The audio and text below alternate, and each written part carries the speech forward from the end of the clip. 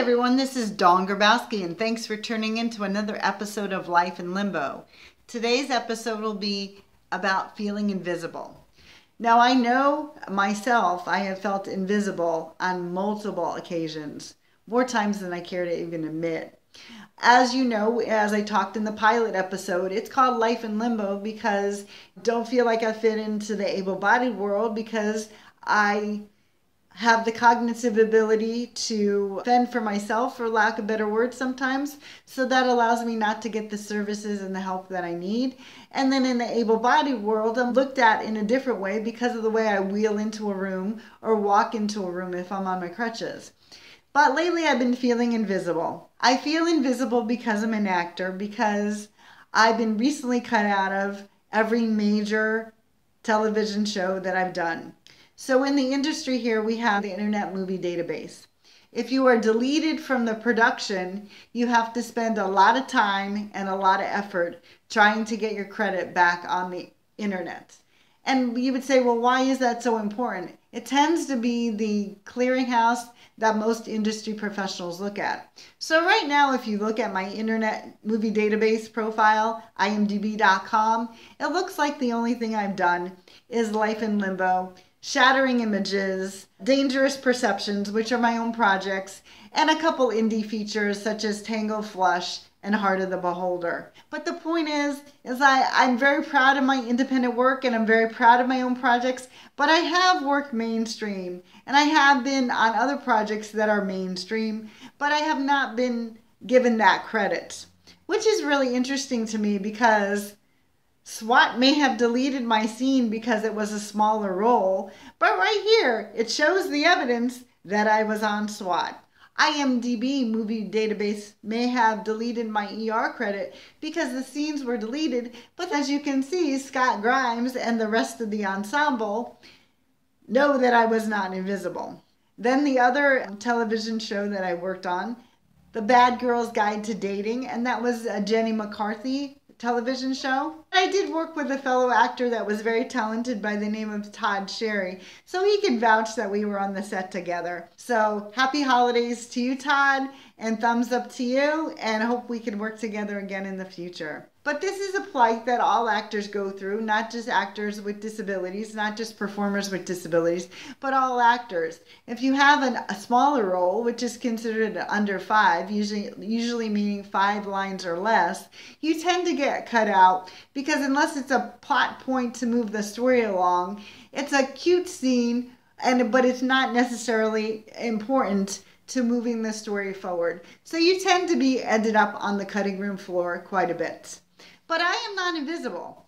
But sometimes I feel that way in the movie industry. But I also feel that way in the disability world. Because it's the end of the year, I've had to do all my disability paperwork recertifications again. And I tell you, I definitely feel invisible at this time of the year for a lot of reasons. But the main reason is in the disability world, when you have to do all your recertifications, you're usually known as a number and not a name. The paperwork doesn't even say, hello, Dawn Grabowski, or Dawn Grabowski, it's time to recertify for your disability service or anything of that nature. It usually says, dear applicant, and it's left blank. Because it's paperwork that just has to be turned in at the end of the year. I feel that I've done so much paperwork lately that I feel like I need to go buy a tree and apologize to the earth. So I'm publicly apologizing right now because I have to turn in so much paperwork and I have to Xerox everything in case it gets lost. And I tend to send everything certified so I have a way to track the paperwork so when it doesn't arrive or somebody says that it's lost, at least I have proof that I sent it and when I sent it. So that is another way, Life in Limbo, in my real life world, for lack of better words, I feel invisible. And in the passionate acting side of my life, I definitely feel invisible due to this imdb.com situation. And if anyone from IMDb is watching this, I'm not bad-mouthing IMDb, I'm not bad-mouthing you. I'm just explaining my plight of frustration and feeling invisible sometimes because I know that I've put in a lot of time and effort to try to get the credits that I feel that I deserve and that I would like to have on my imdb.com profile. And I wish that people would like notice me more and notice me for my talents and my hard work and give me credit for the talent and hard work that I've done along the way. But the point I'm trying to make is it's not whether you are tall or short or skinny or fat or have blue eyes or brown eyes or have purple hair. It's the fact that sometimes in this world is a tough place and sometimes you feel invisible.